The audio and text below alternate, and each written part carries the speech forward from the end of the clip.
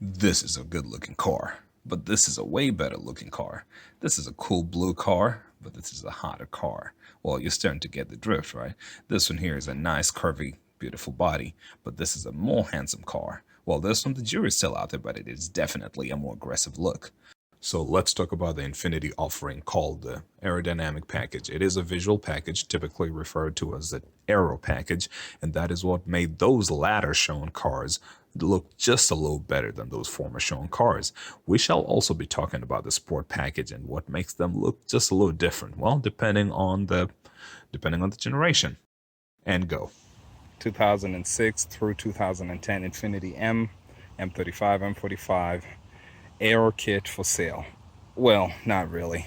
That's kind of a clickbait title, but I'm going to discuss why people don't like selling their Aero kits. Some people call them sport kits or lip kits, whatever it is. So this is a 2008. In 2008, 9, and 10, Infiniti got this idea that all sport models will get these bumper covers. As you can see, this one is a little more aggressive, and I'll try to find a picture of a non-sport to add to it.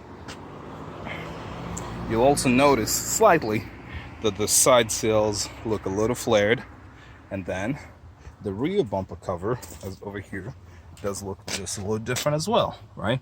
So this is the sport model, and this is what they look like. This is 2008 through 2010. The non-sports all had one style bumper in 2008 through 10, so only two configurations for your bumper covers. So let's talk about the 2008 through 2010 part of the generation. This one here is a sport front bumper cover. This one here is just a standard bumper cover that went on the all-wheel drive models as well as the standard rear-wheel drive non-sport models. Then this one here, as you can see, is also the sport model. Look at the rear bumper. It's got some features on it. And then this is the rear of the standard model. This one is the front, well, isometric view of the sport model, standard model again. However, in 2006 and 7, the beginning of the generation, you had these. They actually look a little more aggressive, I must say. But here, this lip over here, so this is what a standard front bumper cover looks like. But if you had the Aero kit, this is what you had. You had this additional lip, and I'm going to have to find a better picture to show it. You had a front lip, you had side, well, we need a camera, I need a light for this. We had a side sill. As you can see, this is pretty aggressive over here. They look more aggressive on the side. Again, if I can find a better picture, I'm going to show that. This is a standard side sill. Look at that. Pretty smooth, right? So this is standard. This over here is Aero, right? And then on the back, well, I already removed it, but I'll be able to show it in a different one that you also had a rear lip kit that covered the black part of it. And this, well, this is your standard M35 or M45 over there. This is what the bumper cover looked like. This is what the side sill looked like. And that is what your bumper cover looked like over there. Not ugly, but doesn't really stand out for much. So in 2006 and 2007, you had two configurations. You had everything, means sport, non-sport, V8, non-V8. You could get standard bumper cover. However, whether you had a sport or non-sport, you could get the Aero kit. So two configurations again, right? Let's take a closer look at the 2006 and 2007 body style. So this is a standard base package. Every Infiniti M from the factory, if you did not check any boxes, would come with this bumper cover. As you can see, it looked pretty plain. And you'll see from this other picture here that even the sport model, as you can judge by the headlights and the sport wheels, also came with a plain Jane bumper cover and body kit.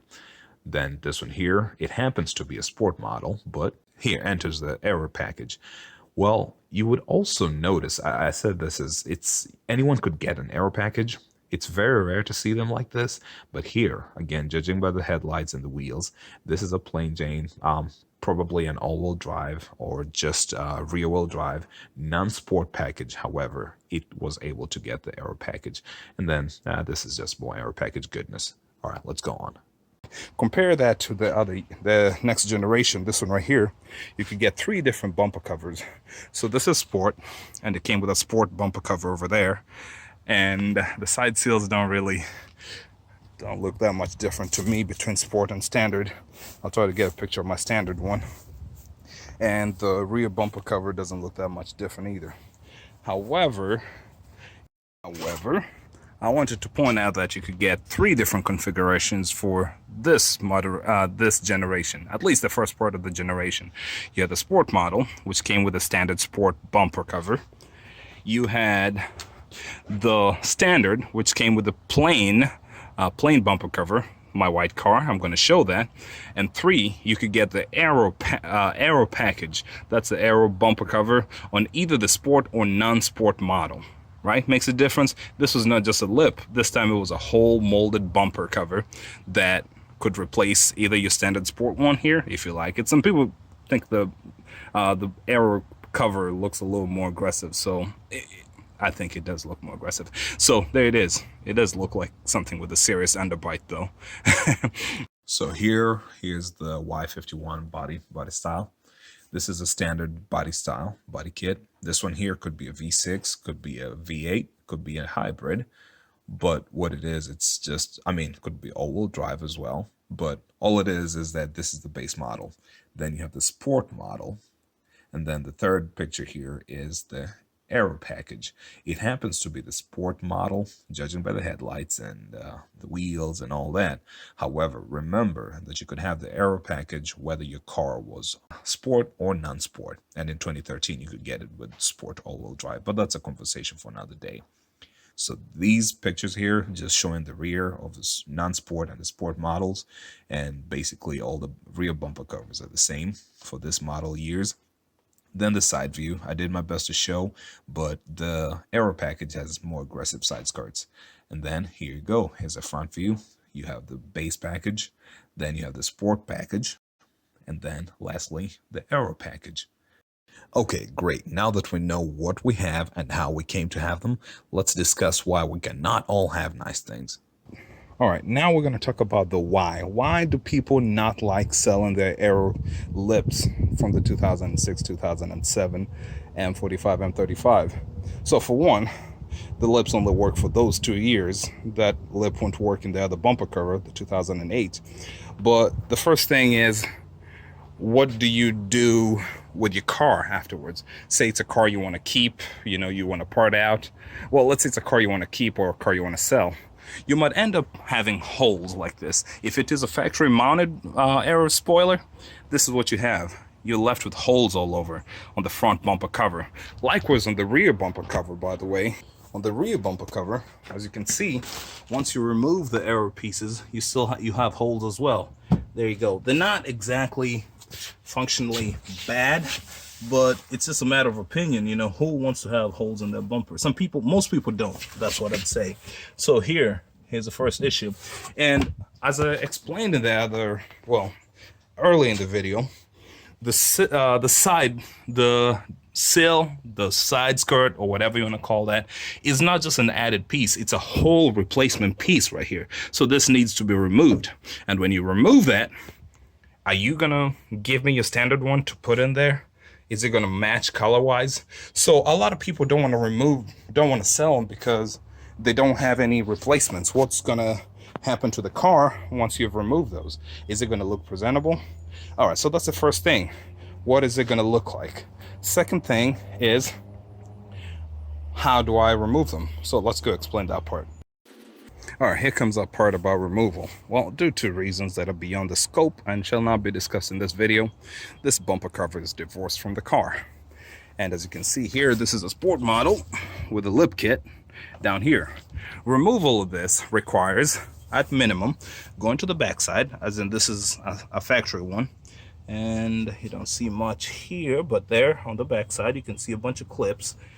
These are the holes. These clips are part of the holes you've been seeing. So let's remove this one here towards the end. Again, this is what I'm doing. This is the side of the bumper cover. Go to the end. And once you've accessed the back side of the bumper cover, remove this. And you have this slide pin over there. And you can push it out, right? Well, I can't push it out right now because it's screwed into that. So removal is quite a process. One, this is a longer way but a little more secure, less chances of damaging something, is remove the whole bumper cover and then flip it, you know, protected on the grass or on a towel or whatever it is, and then come here and gain access to all these holes in the back side. Alternatively, if you're nimble and agile enough, got skinny hands, you could just remove the bottom trim piece and the fender liner and try to get your hand in there and remove all those clips. You have to pay attention to what direction they're going. Sometimes it's pretty hard. This one was pretty easy to remove because it's kind of broken already. Anyway, so that's the front bumper cover. The rear bumper cover, the rear is a little less forgiving about removing the lip without removing the bumper cover. For one, you have a bunch of metal in the way, structural members in the way there, so you can't just, well, you can, but you'll probably sacrifice a little bit of blood to get to that. The best way, again, is to remove the whole bumper cover out. I have a video for that. And once you remove it, get to the back side and once again, remove the clips similar to the front, the clips and pins and all that, and then you'll be left with holes over there. On the side, it's pretty easy as well. Well, kinda. You got this, you know, screw over there. Thought you had two more screws at the bottom. You might have one screw over there. I can't really remember right now, but I think you have a screw over here. Yeah, there you go. And I can't remember if you just pull it out or if you push it to the front or the back. I can't remember exactly. But so there's the other thing. In removal, first, it takes a lot of work to remove them, and two, there's chance of damaging something. Well, so these clips look okay right now, but something will probably break in the process of removal, right? Oh well, so I hope that makes sense. We're not just being hard-headed or selfish about it. So it's kind of a lot of work for the amount of money we're going to make. How much money is it going to cost to ship it? So how much is it going to cost to ship for, well, this is just two pieces, so it's not all that bad. And two, is it worth the effort? So this is the rear one. As you can see, it looks pretty good. And this is the front one. Looks pretty good as well, but obviously it's taking a little bit of road rash, rocks, stone chips and all that, scuffing at the bottom. And this car was just at factory height. You can imagine what would have happened if it was lowered. Probably scraped this off. But anyway, so of what use is it to call out a problem and not offer a solution? My solution is simple, but, well, it's carbon fiber pieces.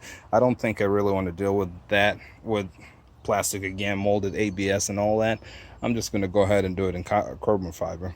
So this is the tricky part of it. I mean, what's the market like? Everybody would like to have it. Everybody talks about, hey, sell me your stuff. I'm not saying I feel entitled to anyone buying my stuff, but I think I've noticed that the market for this platform is a little shaky. Interest does not really equate to sales, not in a direct way. So I will probably make a limited batch for my cars, for my toys. So maybe 5 sets, side skirts, front lip, rear lip, and maybe sell 1 or 2. I don't know. I'll think about it. However, there's another option. I know there's somebody on eBay who sells a kit. I think they're from the Russian Federation. So, hey. And I think people say that the quality is pretty decent. I have never maybe felt compelled to buy the whole kit myself and try it out. I think they go for about $500. I can't remember really right now, but I know that the kit exists. And if you're willing to pay the price from Russia, go for it. I don't know what the market is. Again, I've never really bothered to check, but I've tried selling other things and I do have a feeling of how people respond to products. And, that also goes to the other part of, we can't complain that no one makes stuff if we're not going to really buy stuff from the few that make. So anyway, that's a story for another day, but I hope this video explains why we're not just being mean by refusing to sell you our AERO pieces. So yeah, these are going to go back to storage until I have enough space to go ahead and get the projects done.